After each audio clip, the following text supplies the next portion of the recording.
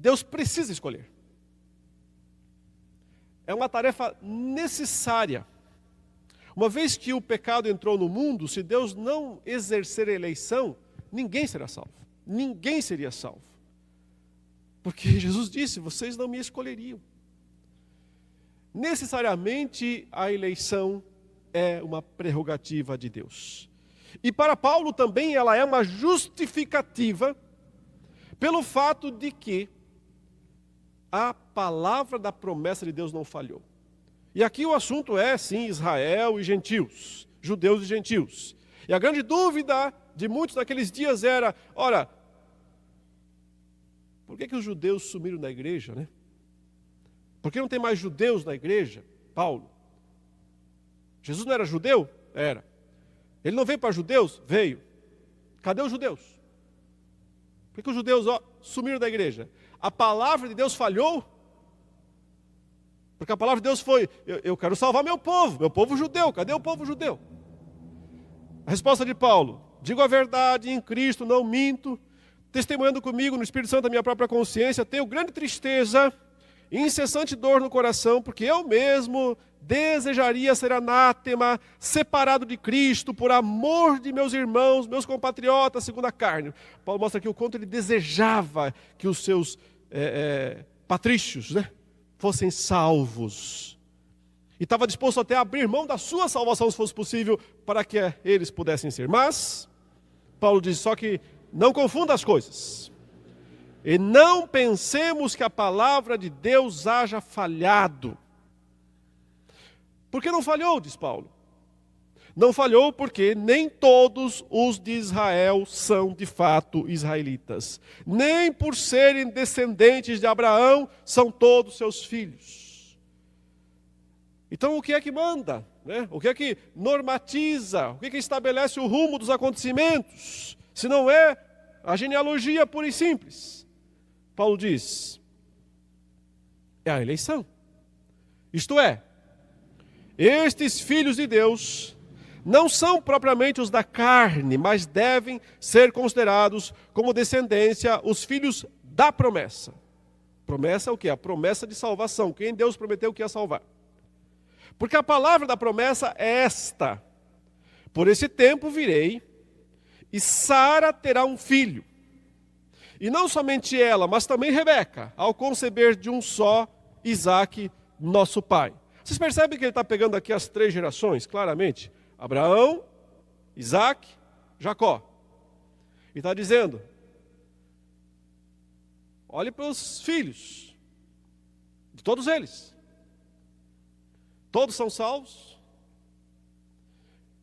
Abraão teve 2 filhos. Abraão teve Ismael. E depois Abraão teve Isaque. E o que Deus disse? Não é Ismael. É Isaque. Em Isaque será chamada a tua descendência. Então o que Paulo está dizendo? Deus escolheu Isaque. Da descendência de Abraão, Deus disse, eu quero Isaque. Mas talvez quando alguém lesse isso, o que viria à mente era, peraí Paulo, mas está pegando pesado, né Paulo? Porque você está comparando aqui o filho legítimo com o filho bastardo. Faz sentido que Deus tenha rejeitado o filho bastardo, Ismael, e tenha escolhido o filho legítimo, Isaque.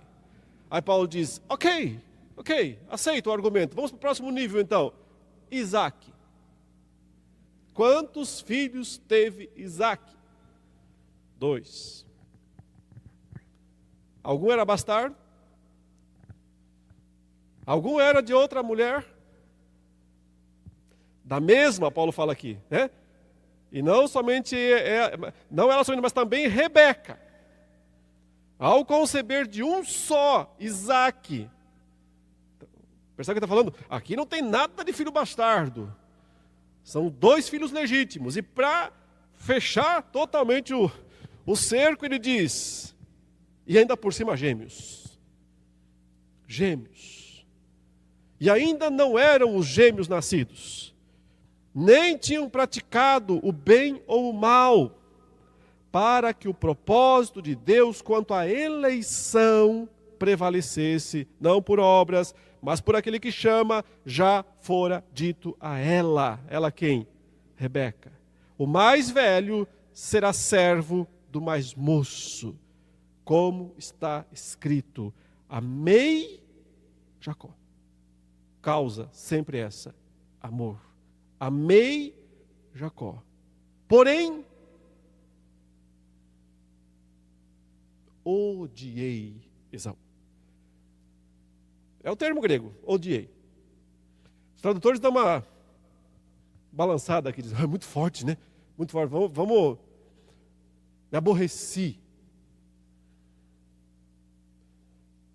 Seria melhor falar assim, não amei.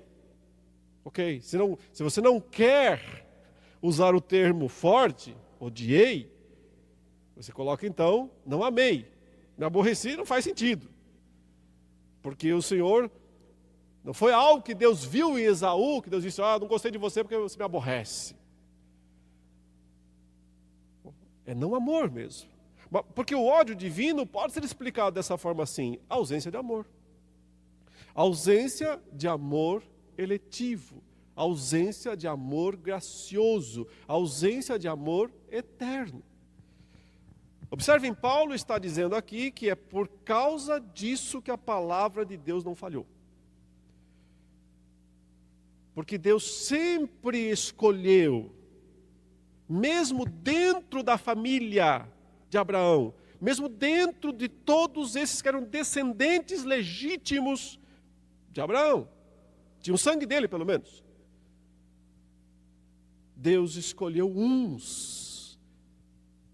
Ismael ficou de fora, Isaac entrou. Esaú ficou de fora, Jacó entrou. E Deus fez isso por quê?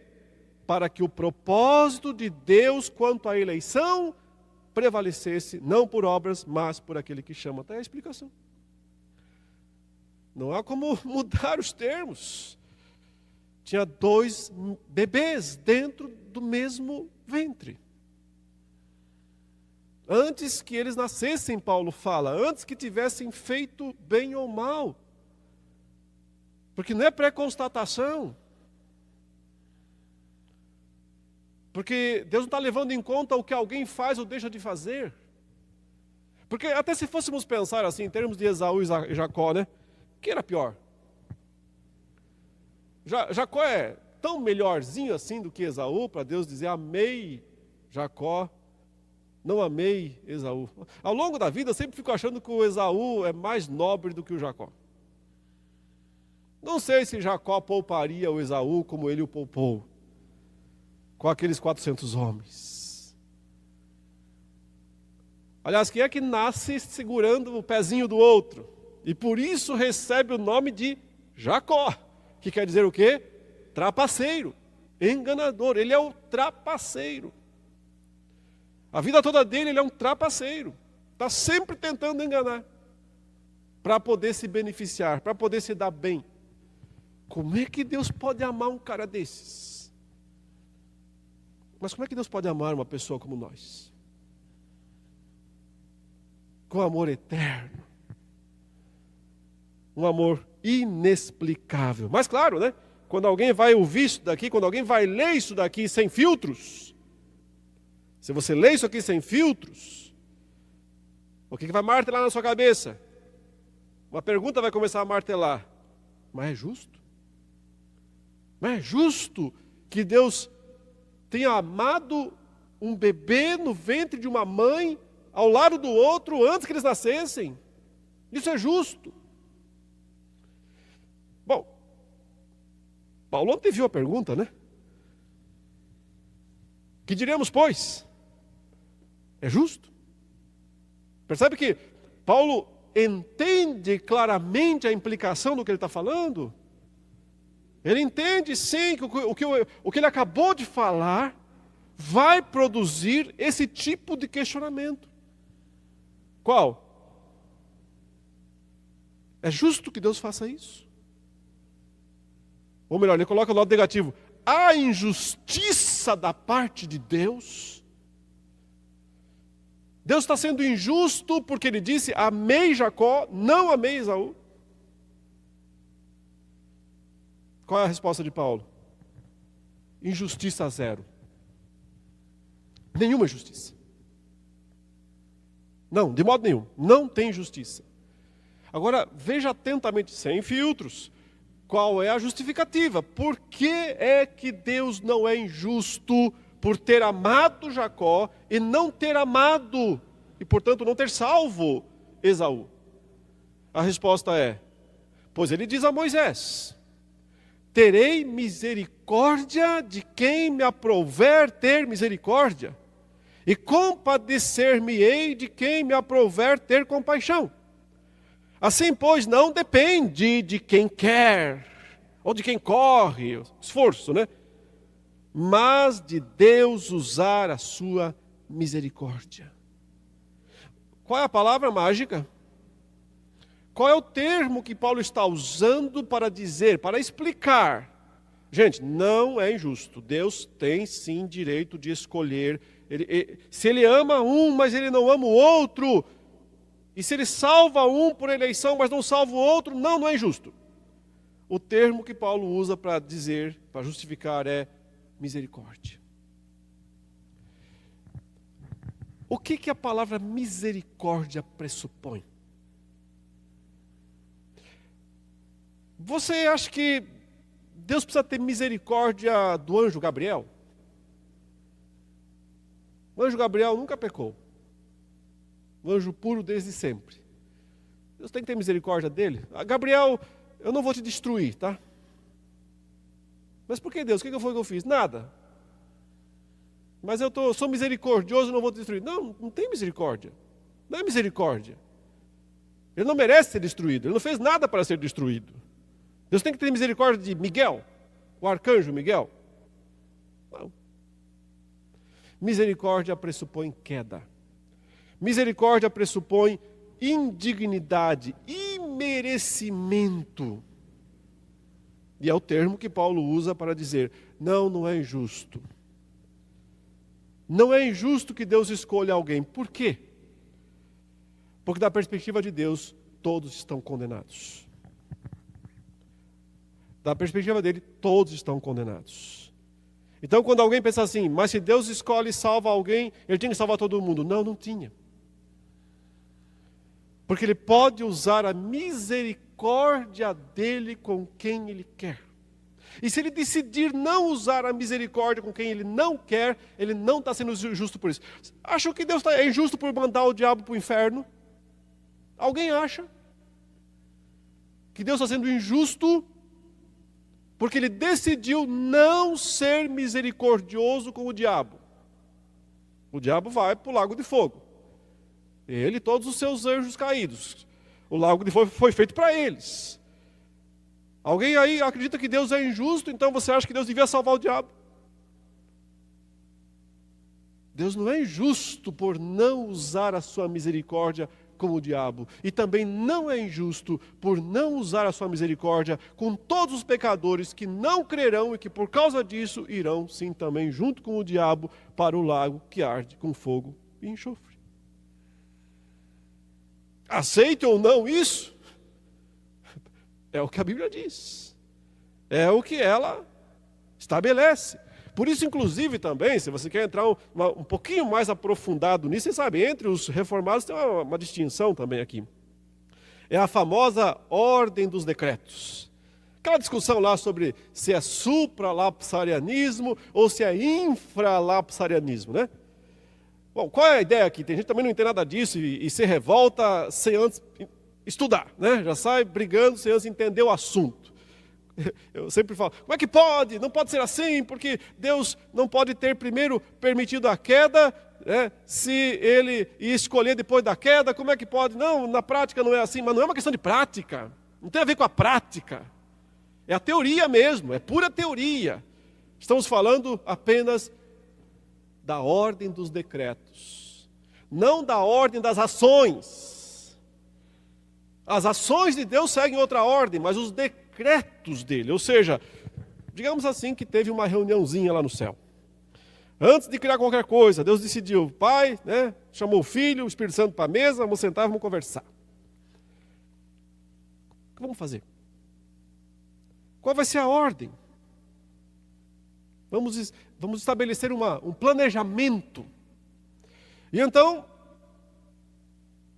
nós temos que colocar aqui alguns eventos, discutir a ordem desses eventos. Temos que criar um mundo, temos que permitir a queda. Se eles não permitissem, não ia acontecer, né? Temos que escolher alguns para a salvação, outros não. Mas qual é a ordem dos decretos? Então, aqueles que são chamados de supralapsarianos, eles dizem assim: Deus primeiro decretou predestinar, né, alguns... Bom, o primeiro decreto é criar o mundo, sempre, tá ok. Criar alguma coisa, senão não existe nada. Então, criar todas as coisas, criar a terra, criar todas as coisas. Criar o ser humano, inclusive. O primeiro decreto tem que sempre ser esse: criar tudo que existe. Segundo decreto, então, escolher uns para a salvação, portanto, predestiná-los para a salvação, e outros para a condenação, portanto, predestiná-los para a condenação. Isso é uma dupla predestinação. Predestinação para a salvação de uns, para a condenação dos outros. Terceiro decreto: permitir a queda. Mesmo os supralapsarianos não vão dizer que Deus decretou ativamente a queda. Decretou permitir a queda. Porque a visão supralapsariana não faz de Deus o autor do mal. Não faz de Deus o autor do pecado. Isso já é hipercalvinismo, isso não é calvinismo.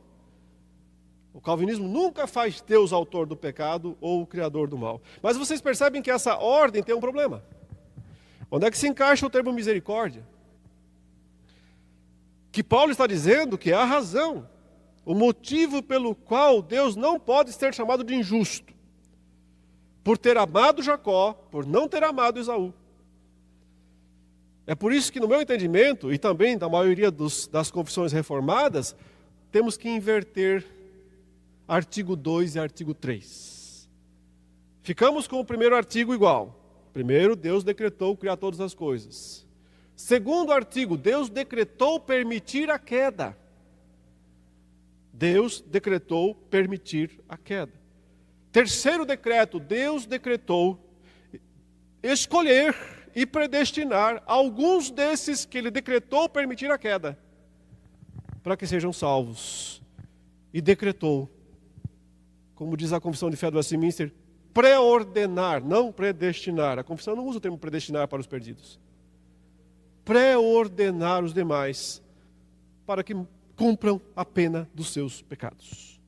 Para que cumpram a pena dos seus pecados. Essa é a visão infralapsariana, a qual eu sigo. Entendo que as grandes confissões reformadas seguem também. A maior parte dos grandes teólogos também segue, mas há espaço também para a visão supralapsariana, muito embora ela não vai conseguir lidar com o termo muito bem aqui, misericórdia, que é a expressão utilizada. Porque a Escritura diz, no verso 17, a Faraó: por isso mesmo te levantei, para mostrar em ti o meu poder, e para que o meu nome seja anunciado por toda a terra. Logo, tem ele misericórdia de quem quer e também endurece a quem lhe apraz.